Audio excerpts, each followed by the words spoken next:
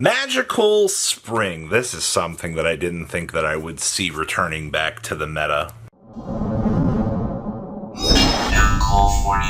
Make sure you guys smash the crap out of that subscribe button so you guys don't miss out on more awesome. We're going to start off over here with Magical Spring, and if you think you're going to run out here and be able to pick up cheap copies of Magical Spring, I got bad news for you. So right now, Magical Spring is draw a number of cards equal to the number of face-up spell and trap cards your opponent controls, and then discard a number of cards equal to the number of face-up spell and trap cards that you control.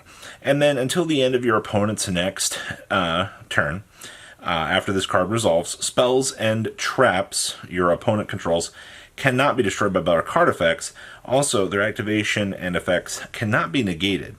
Alright, so keep that in mind here. So basically, we end up using this card to go draw phase if you have a Sanctuary and a field spell up on the field, and it turns into a draw 2, discard 1, which actually ends up filtering out. Now, if there's a monster in the spell and trap card zone as a continuous trap, well, okay, now things are a continuous spell.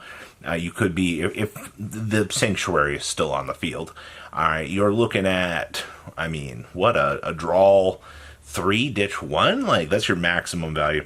But typically, you're ending up using this card as a method to ensure, hey, you know, we can go draw phase, dodge draw, filter through, you sight it in against fire. Actually, any deck right now that puts multiple spells and traps on the field, but the Duelist have figured out that this is actually a really good counter. Now, obviously, not being able to destroy your opponent's spells and traps, you know, really scary stuff at this point in time to, I guess, such a downside, but you need to make sure that you can have as many filtering options as you actually can to make sure that you can combo up, because fire will drain your resources very heavily. And to see that this card is doing its thing, good stuff, TCG. You got a little bit of innovation still left in you, so I'm glad to see that. Next up, let's talk about Superstar Slayer, Tyone. Alright, so here's the reality of the situation with this card.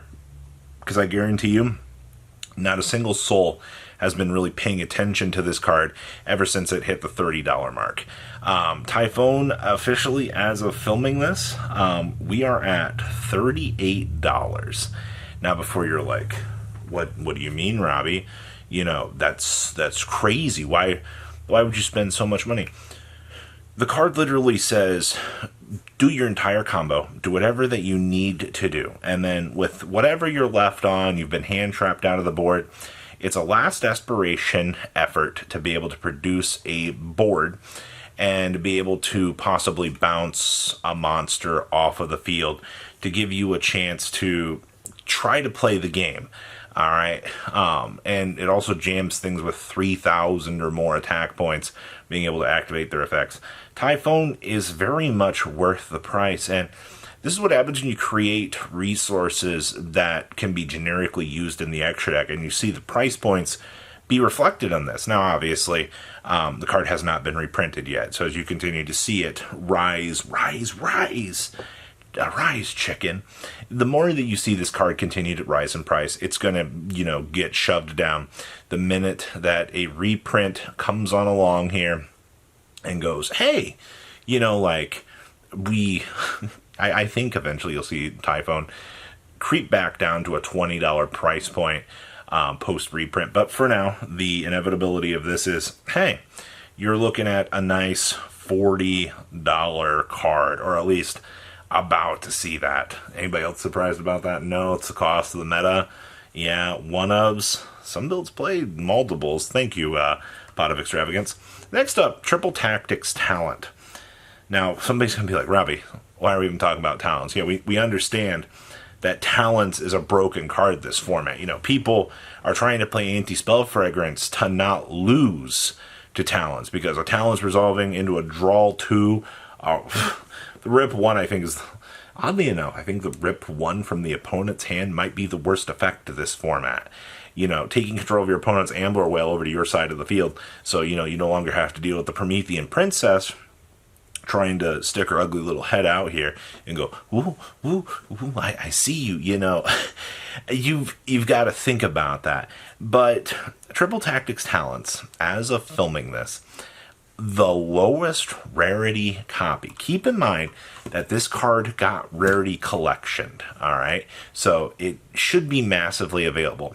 In 7 different additional rarities available, your lowest version is coming in about $5.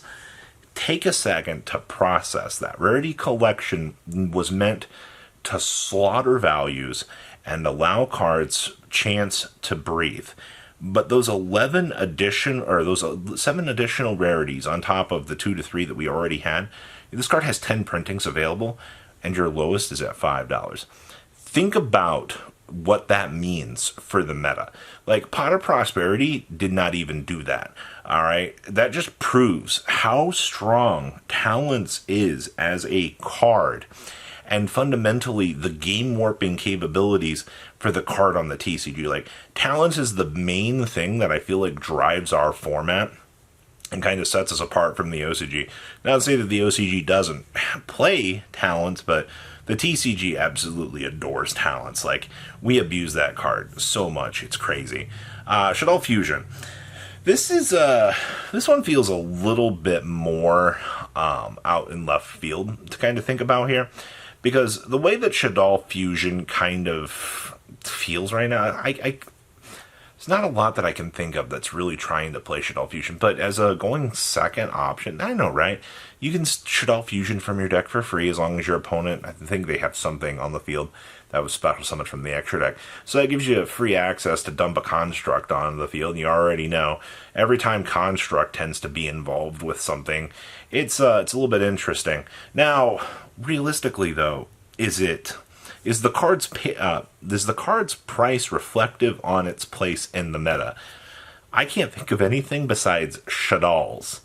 Of course. Except for like maybe a couple branded lists that would be trying to abuse this card or even trying to play this card right now, because it doesn't really feel like it has any value in the current meta. And it's very interesting just to kind of look at Shadel Fusion and go, wow, so many people are buying up these secret rare versions, these higher rarity versions, and you take a moment to realize and go, with all of this change and all of this craziness, and it just, I don't know, it's just not seeing play, at least in what I would consider standard of the meta. But hey, to the one guy that's going to comment and go, well, actually, Robbie, I'll have you know, I just topped my 6-man locals with Shadal in my side deck of my Eldritch deck, and I make Winda, and my opponent can't out it. And I'm like, okay, here, I'll pat myself on the back so that you know that you're getting the satisfaction that you needed to be bragging in a comment section on the internet. But you're not ready for that conversation. Short prints in battles. So I made a video yesterday talking about short prints in battles of the Chapter 1 set, and everybody out here is like, okay. I agree. I did read one comment from one person who was extremely angry that they could not receive these short print cards that are garbage, by the way. The only one that really matters is Utopia.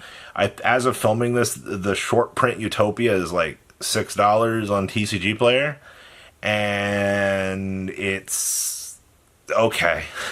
Like, even if it's a short print, I don't foresee it going too topsy-turvy. We have ratios, we have an idea of what's going on with the set now. Pick up your U-Bells early. That's the only thing I'm gonna keep saying that over and over and over again. U-Bell card important. Want have. If not have early, big upset will come and people will be mad. All right. Even though Battles of Chapter 1 does not look like a good set and it's a pass-a-roo from a lot of people, those reprints that were in the set are the reason why you want to pick up singles from the set. Just do it sooner than later. All right. I love when people dilly-dally and they're like, I can't believe this. Yeah, me either, man. I can't believe card prices go up either because everybody waits. And then they're all like, I can't believe this. Welcome to supply and demand. As supply goes down and demand rises, card prices tend to go up. It's too late for this in the day. Leave a comment down below, tell me what you guys think. Magical Spring is wild. You guys have a good rest of your day, alright? Patrons! Thank you!